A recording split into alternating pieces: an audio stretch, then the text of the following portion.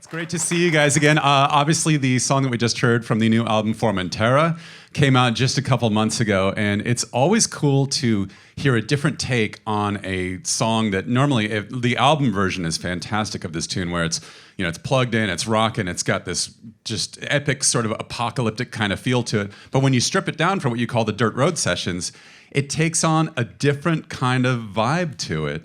I'm curious about the songwriting process with the new album. Did you write in this form with acoustic instruments, or did you kind of get in front of synthesizers? How did that work exactly?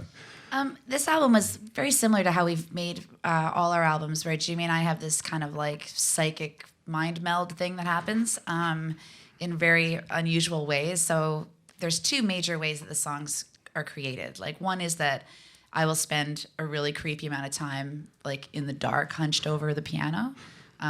It's always like, just gets weird. Like, I'm normal when I'm not writing, but when I'm writing, it's like the fire's not made, it's cold, the dog's hungry, and I'm just like, rah, like, you know. But if I'm not writing, I'm like, you know, functional and lighting candles and being a nice domestic, normal person. Less post-apocalyptic, exactly, right? Okay, exactly.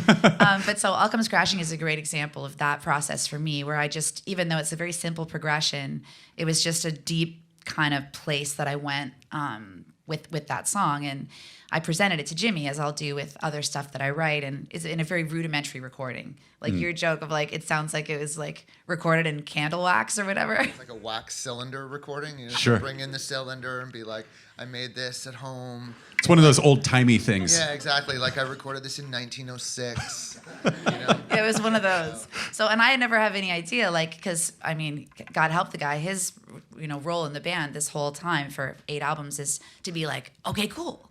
I hear it. I see it. We're going to speed it up 20,000 BPM, where there's a whole way that this can function. We're going to bring in Josh and Jules, and we're going to, you know, next thing you know, you're going to have a bunch of people like going like this to this song, which is literally the case with All Comes Crashing. Wow. So in this case, you know, I also don't know. Like, he might be like, sorry, Em, I don't feel it. I'll be like, no problem. Back at it. So in this case, back to the wax cylinder, exactly.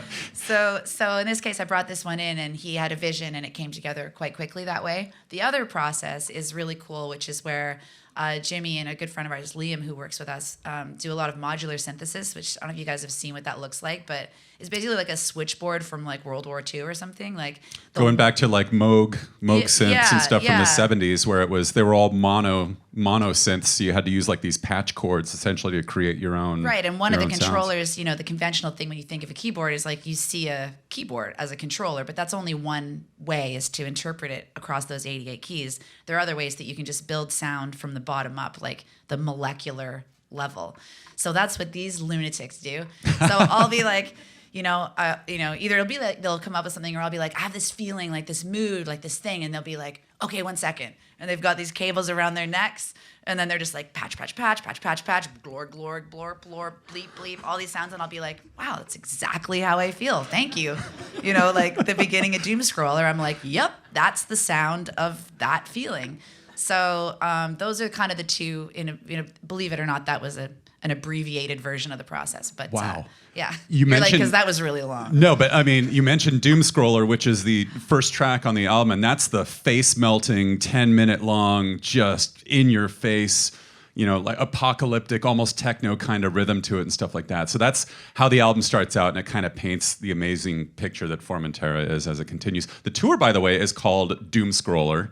And you guys have a sold-out show tonight at the Crystal Ballroom. And I first heard about doom scrolling, as it were, which for those who don't know, it's where you kind of sit on your phone and you go through social media and you're like, oh my God, no, wow, gonna skip that kind of thing. And you just kind of keep going and going, but you're roped into it almost like looking at a car accident on the side of the road. It's something you pay attention to. Is that kind of the theme you're going for? Is there something deeper to the idea behind the term of doom scrolling with metrics? Like to me, that's, broadly, I think that's the term.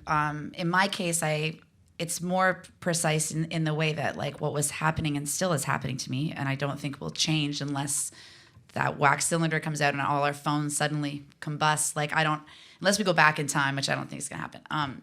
It's not, for me, it's not social media. It's that I actually feel an obligation to inform myself and be educated about what's happening in the world. Like I just thought that's what you do. You care. And then you try to participate in the world. And be some kind of positive force. But what I'm really struggling with, and I guess a lot of people are too, is that I have so much access to all this information, but I feel like in direct proportion to how much more I know about what's wrong is, my decreased ability to have any impact on it whatsoever. Oh. And that's what was happening to me, certainly heightened during the pandemic, of just being like, lining up all the numbers under the names, and, that's the first line of Doom Scroller. That could apply to, sorry to be really dark, but like, species going extinct or domestic violence or, the list goes on.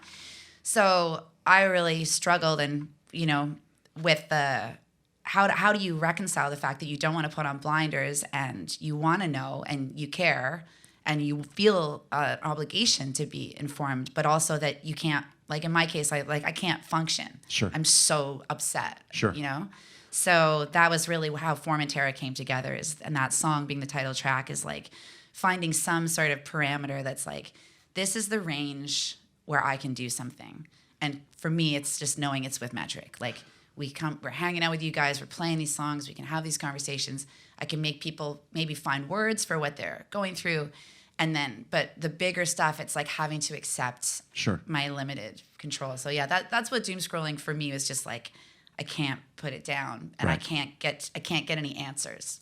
You guys decided to change up your studio setup during the whole pandemic too. For the longest time, you had a giant studio, right, in Toronto.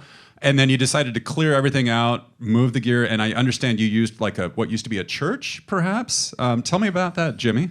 Yeah, well, we both have these places up in the country north of Toronto, and we kind of figured when the pandemic hit that we would go up there, for a couple weeks and wait it out. Sure, why not? Yeah, well, seems like a good idea. Yeah. And we ended up there for better part of a couple of years, but we had our friend Liam kind of come up there, and he was living with me and my wife, and we built this little sort of makeshift studio in Emily's house, and we were making all this music there, and it was like summertime 2020. It was like beautiful every day, and we had the doors open, and kind of half the space was like outside, but it was a very, very small space. But we realized that we really loved making music in the country and kind of surrounded by trees instead of people for the first time kind of ever.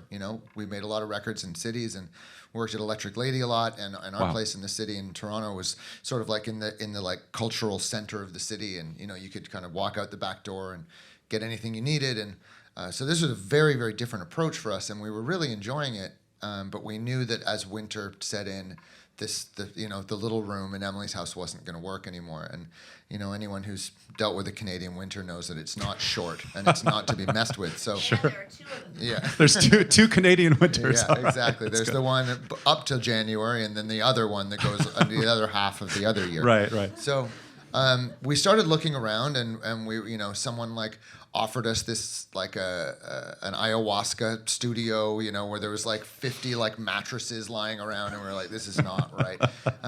And incense burners. Yeah, it was like we were looking everywhere we could, and all of a sudden this converted church that's right down the road from me. It's like I can walk from my house in 10 minutes, and which is pretty crazy for up around there. Wow. And it had already been converted already. It was a beautiful, beautiful space, and we took it, and we ended up moving our entire studio up there, and then I actually rented Giant to a great friend of ours of 20 years or so, who's a producer, and he ended up actually being one of the 3 producers on our record as well. Nice. So it all just kind of like it worked out in a very cosmic kind of way. Excellent. And the place is really like it's the metric headquarters of the world, and it's like we finally have this place where we can put all of the stuff, and all of our gear can live, and all the little mementos, and like there's like bins of laminates. It only took you guys 25 years to do it, exactly. right? It was like always in like 15 different places. Yeah. And like it's like I had a pair of pants in a warehouse by the airport. So it's like it was finally nice to just really kind of have it all in one place, and the place has really become our spiritual home. Nice. Where we can write, record, we can do production rehearsals, we can shoot videos. There's enough space for everyone to live. We can have the crew up there. And You guys could come. Yeah. All right, we're there. That's awesome. Well, here's wishing you much continued success in the new location that you guys have. The latest album is called Formentera. It's been out for just a couple months now. We're looking forward to seeing you guys at the Crystal Ballroom tonight. With that, I'll let you get back to it, but it's Emily and Jimmy from Metric, everybody. Let's hear it for them.